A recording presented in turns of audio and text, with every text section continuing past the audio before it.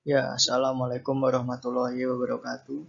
Saya Alun Fauzi. Kali ini akan menjelaskan eh, program untuk mencari jalur terdekat pada representasi grid menggunakan BFS. Nah, BFS itu adalah Breadth First Search. Breadth First Search adalah algoritma pencarian pada graf yang dimulai dari suatu titik dan menjelajahi semua node yang bertetangga dengannya sebelum lanjut ke node selanjutnya. Algoritma ini biasanya digunakan untuk menemukan jalur terpendek pada graf dan memecahkan penyelesaian puzzle seperti labirin, Rubik, dan sebagainya. Untuk penjelasan lebih lanjut akan saya jelaskan dengan visualisasi. Di sini terdapat unweighted graph atau graf yang tidak memiliki beban. Jadi pada BFS ini hanya bisa dilakukan pada graf yang tidak memiliki beban. Nah, pada BFS ini terdapat queue. Jadi kita menggunakan button queue agar bisa melakukan algoritma BFS ini. Jadi pada langkah awal kita tentukan titik awal sebagai uh, pencarian awal. Di sini titik awal kita 2. Jadi inisialisasi awal pada algoritma ini adalah kita men-enq titik awal yaitu 2. Jadi kita masukkan Q dan setiap kali node yang kita enq itu kita tampilkan outputnya juga. Jadi 2 ini kita tampilkan.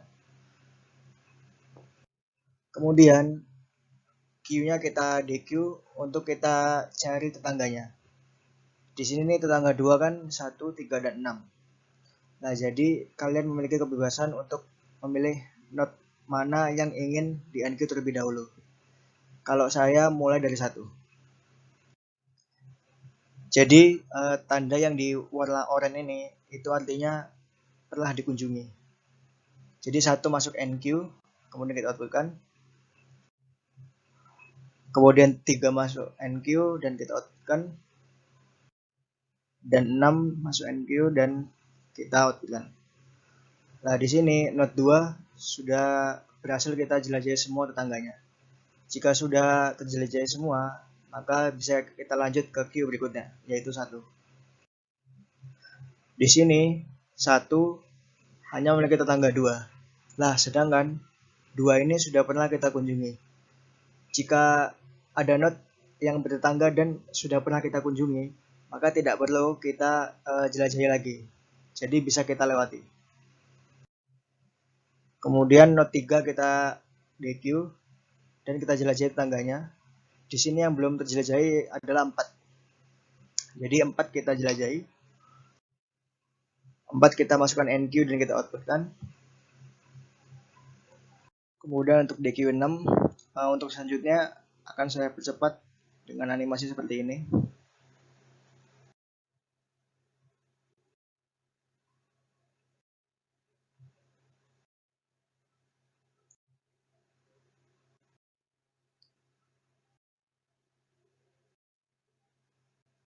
Jika Q sudah habis, maka algoritma BFS ini bisa kita hentikan dan bisa kita terima hasil outputnya ini. Kemudian bagaimana jika kita lakukan algoritma BFS pada representasi grid seperti ini? Misal kita di sini punya array grid 2 dimensi n kali n. Nah, pada grid ini kita mempunyai 4 gerakan dasar. Jadi seperti ini 4 gerakan dasarnya. Kalau ke atas, maka baris kita kurangi 1. Kalau ke kanan, maka kolom kita tambah 1. Kalau ke bawah, baris kita tambahi 1. Dan kalau ke kiri, kolom kita kurangi 1.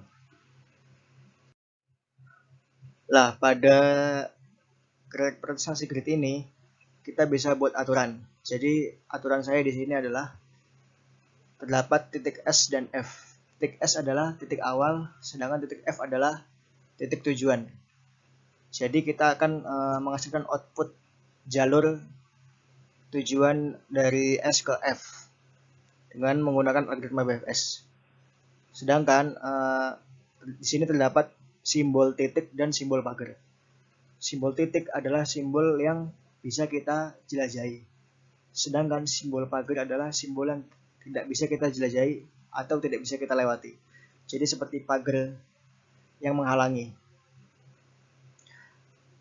Di sini karena titik awalnya berada di 0,3, Maka seperti tadi, inisialisasi awalnya kita Q, yaitu 0,3, koordinatnya kita Q. Kemudian kita DQ untuk dicari tetangganya. Nah, di sini kan tadi kan sudah saya jelaskan terdapat 4 gerakan dasar untuk menjelajahi grid ini. Di sini pada titik 0,3 hanya terdapat titik 0,2 dan titik 1,3 yang bisa kita jelajahi. Di sini kalian juga bisa bebas untuk memilih node mana dulu yang ingin kalian jelajahi. Di sini saya 0,2 dulu yang saya kunjungi. Nah, koordinat 0,2 ini saya masukkan Q, dan pada kolom pada node itu terdapat nilai 0,3. Itu nilai apa? Itu adalah nilai dari koordinat parent.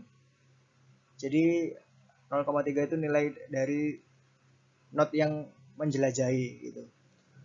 Gunanya untuk apa?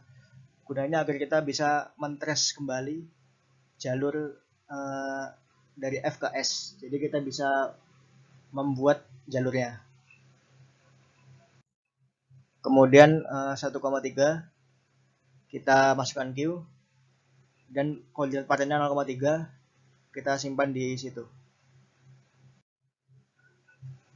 Lah, karena tadi sudah habis, maka kita lanjut ke Q berikutnya, yaitu 0,2. Nah, pada 0,2 ini yang hanya bisa kita jelajahi adalah 1,2 saja. Pada koordinat 0,1 tidak bisa karena simbol pagar, dan pada koordinat 0,3 tidak bisa karena sudah pernah kita kunjungi. Jadi koordinat 1,2 kita masukkan Q. Nah, jadi di sini koordinat parentnya adalah 0,2. Nah, karena pada 0,2 sudah tidak ada yang bisa dijelajahi lagi, maka kita bisa lanjut ke Q berikutnya, yaitu 1,3. 1,3 kita DQ, kemudian kita jelajahi yang bisa kita jelajahi. Di sini yang bisa kita jelajahi adalah titik koordinat 2,3. Kita masukkan Q, dan koordinat parentnya adalah 1,3. Kita lanjutkan ke 1,2. Untuk selanjutnya saya percepat saja menjadi animasi seperti ini.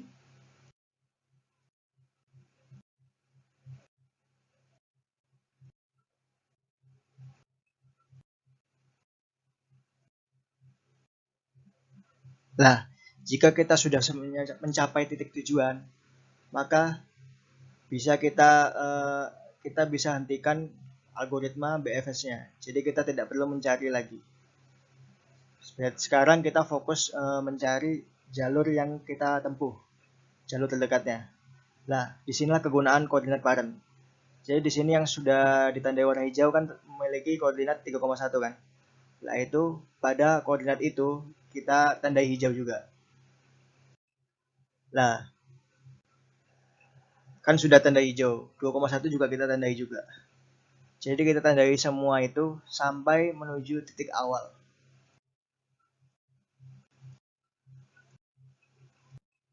Nah, jika sudah mencapai titik awal, maka kita sudah berhasil menghasilkan jalurnya. Jadi jaraknya adalah 6. Langsung saya jelaskan dalam bentuk programnya langsung. Untuk menyingkat waktu, saya langsung fokus ke fungsinya dari terdekat itu.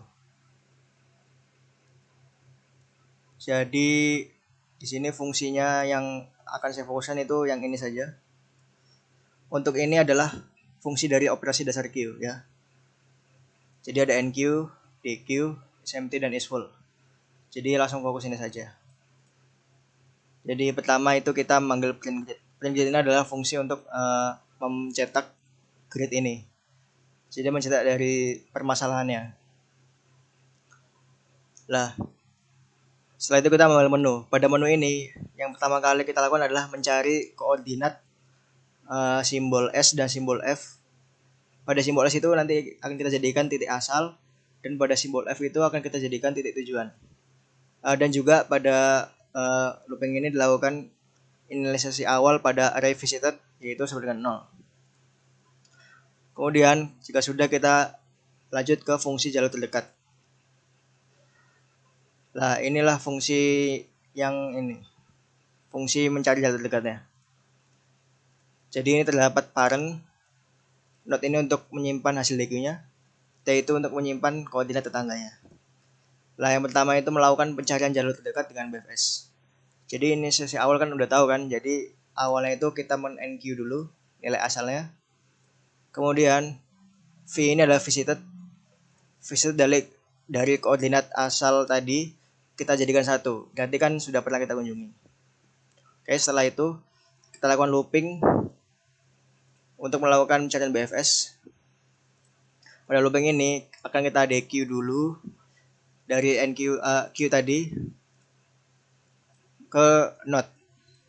Jika sudah di DQ, maka kita lakukan looping lagi.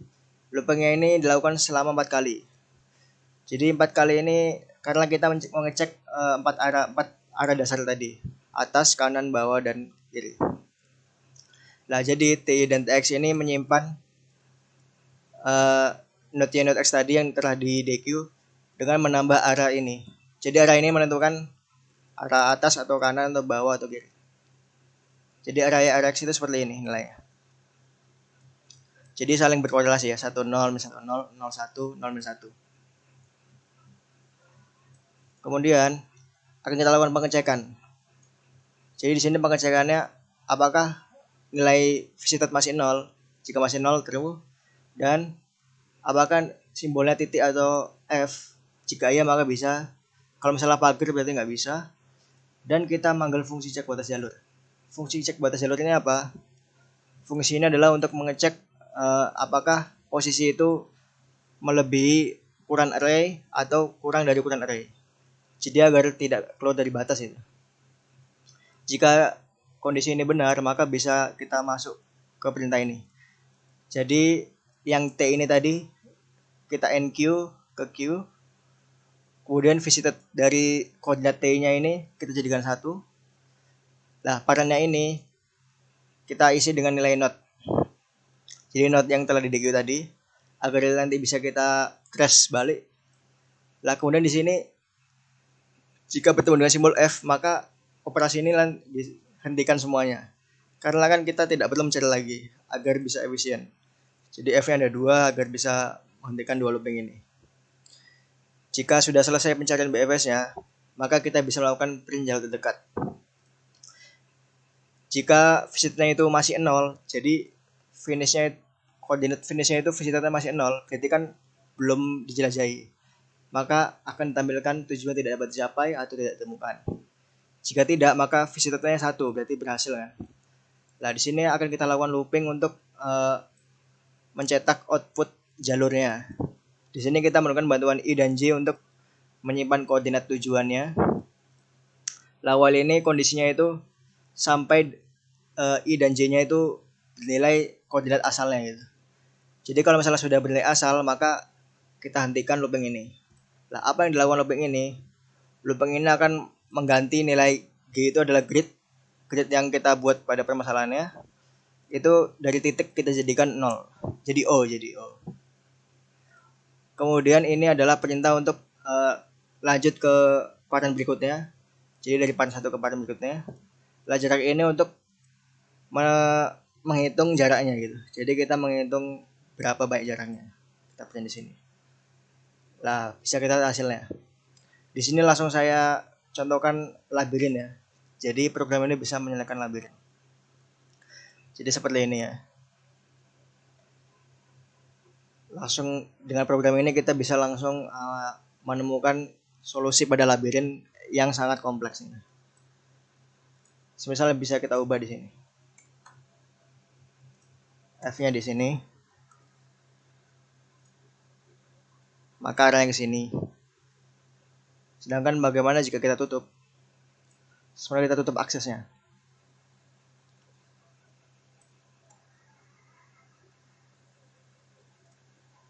Lah, maka tidak dapat tercapai. Oke, sekian dari saya. Apabila ada yang kurang atau ada kesalahan, mohon dimaafkan. Apabila ada pertanyaan bisa komentar di bawah. Sekian, wassalamualaikum warahmatullahi wabarakatuh.